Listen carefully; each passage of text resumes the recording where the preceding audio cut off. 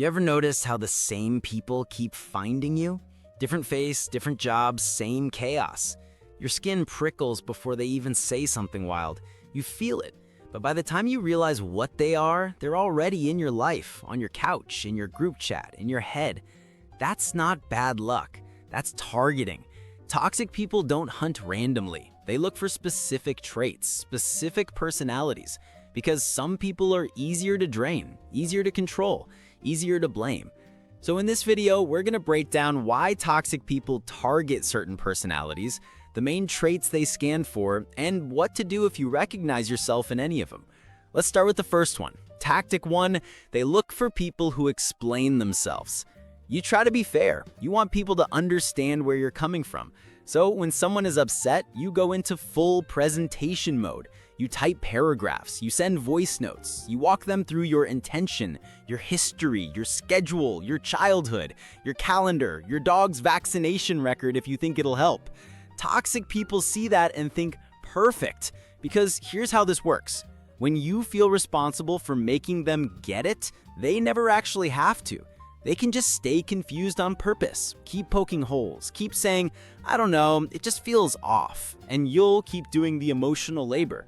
You become the free customer support line for their feelings. Here's your counter. First, cut your explanations in half, literally. Whatever you're about to say, delete the backstory, say the decision. I can't come tonight. I'm not okay with that. That doesn't work for me. If they push, give one short reason, maximum one sentence. Work tomorrow. I need sleep. I don't share passwords. Then stop.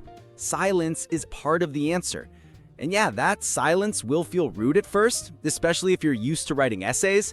That's fine. You're not being rude, you're refusing to audition. Watch what happens next. Healthy people might ask a simple follow-up, then move on. Toxic people will escalate. They'll accuse you of being cold, selfish, dramatic. Good. That reaction is your proof. Write this in your notes app. If they need a speech to respect a boundary, they were never planning to respect it. Read it before hard conversations. It's your reminder that you're giving answers, not dissertations. Tactic 2. They target fixers. You see someone struggling and your brain lights up like a dashboard. You notice what they need before they ask. You jump in. You offer help, advice, money, rides, comfort, edits on their resume, emotional CPR at midnight. In a healthy world, that compassion is gold. In a toxic person's world, you're a walking repair shop that never sends an invoice. Here's the psychology in plain language. Your brain gets a hit of relief when you fix things. That relief feels like connection. Toxic people fake crisis so they can milk that instinct. They create problems, exaggerate problems, or never solve problems because your panic is their power source. Picture a lamp with no bulb. It looks like it's ready to light a room, but no matter how much electricity you pour in, nothing happens. That's what helping a committed toxic person feels like. You keep sending power, nothing changes. The base just gets hotter. Your counter is ruthless clarity. Step 1. Set a limit on unpaid fixing. One concrete number. For example, I offer help twice. If they don't act on it, I stop. Put that in your notes app or on a sticky note near your desk. Step 2. Switch from rescuing to mirroring. Instead of let me handle it, say, what are you going to do about it? Then wait. If they shrug, change the subject. If they repeatedly bring the same crisis without taking basic steps, you're not their friend. You're their tool, and yeah, they'll call you unsupportive when you stop. That's fine. You're not a 24/7 emergency room for people who keep lighting their own kitchen on fire. Tactic 3, they look for people who hate conflict more than they hate being hurt. You feel your skin crawl the moment the tone shifts. Voices get sharp, texts get shorter. There's a pause in the chat and you already want to fix it, even if you didn't cause it. Toxic people watch that flinch. They clock it early. If they can make you more scared of arguments than of mistreatment, they win. Because then anytime you try to hold a line, they just raise their voice, slam a door, send that wall of angry messages, and your nervous system folds.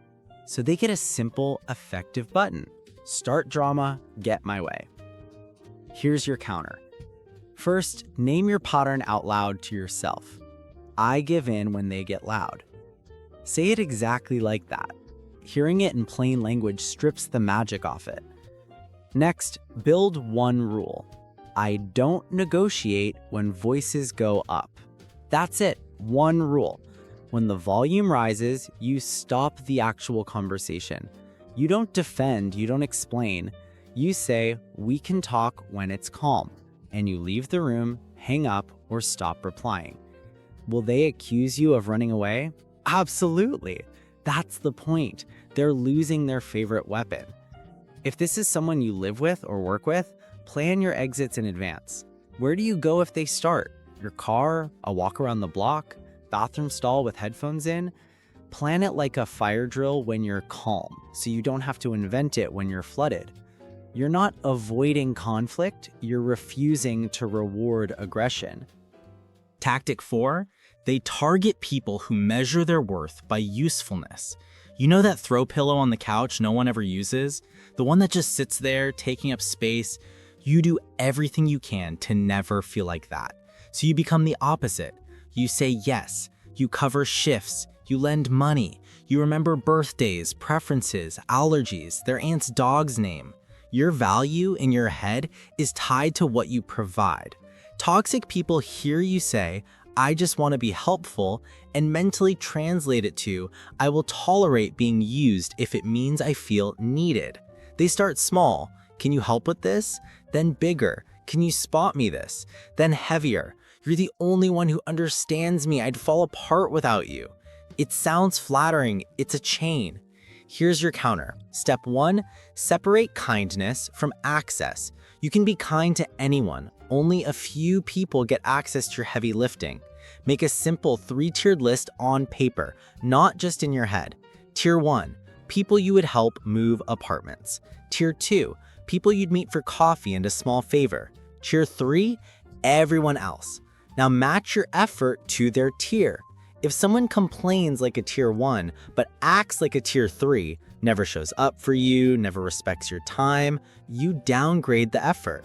Fewer rides, no loans, shorter calls. Step 2, practice one sentence that protects your energy. Something like, I can't take that on, but I hope you find a solution. You don't offer alternatives. You don't jump into project manager mode. You let their problems stay theirs. And if your brain screams selfish when you do this, remind it. People who only value you when you're exhausted are not your community. They're customers with a discount code that never expires. Tactic 5, they target people who forgive without requiring change. You believe in second chances, maybe 10th chances. You understand trauma, context, stress, rough childhoods. You can explain why they snapped, why they lied, why they disappeared. Explaining isn't the problem. Letting explanations replace change is. For a toxic person, a good explanation is better than a good apology. Apologies come with responsibility. Explanations just soften you up. Here's how this usually sounds. I'm just under a lot of pressure. You know how my family is. I didn't mean it like that. Then your empathy kicks in, you relax, and nothing actually shifts. Your counter? Build a simple forgiveness test. Rule 1, forgiveness is tied to behavior, not words. When they say sorry, quietly start a 30-day clock in your own head. You don't announce it, you just watch. Do they avoid the exact harm they apologized for, or does the same pattern show up next week, just with nicer packaging? If the pattern repeats inside that 30-day window more than once, you downgrade access. Shorter conversations, fewer personal details, no big favors. You don't need a fight. You just stop giving them the version of you they keep hurting. Write a reminder somewhere you'll see it. They're not sorry if nothing changes. Simple, blunt, no wiggle room. Tactic 6, they look for people who ignore early boredom. Not fear, boredom. At the start, toxic people can be intense, dramatic, interesting. The love bombing, the trauma dumping, the late night calls, the no one has ever understood me like you do speeches. Then, right before things get obviously bad, there's often a quiet stage. You feel drained after talking to them. You notice every hangout ends with you more tired, more confused, more behind on your own life. It's not a big explosion, it's a slow leak. Your brain whispers, I don't actually like this, but you shush it. You tell yourself you're being picky, disloyal, ungrateful. You remember their sad stories and push past your own boredom and resentment. Toxic people love that because now they know you'll override your own body's early warning system to protect their feelings. Here's your counter. Start tracking your energy like you'd track expenses. After you see them or get off a long call, rate how you feel on a scale from -5 to +5. -5 is, I want to lie on the floor and stare at the ceiling. +5 is, I feel lighter. Do this for 2 weeks. No analysis, just numbers in your notes app next to their name.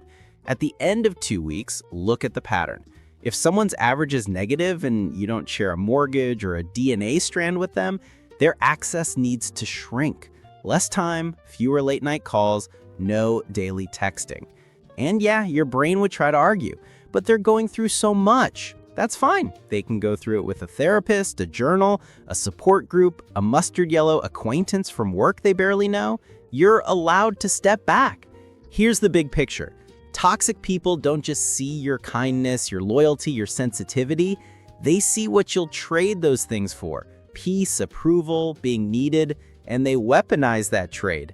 Your job is not to become hard or cold or uncaring.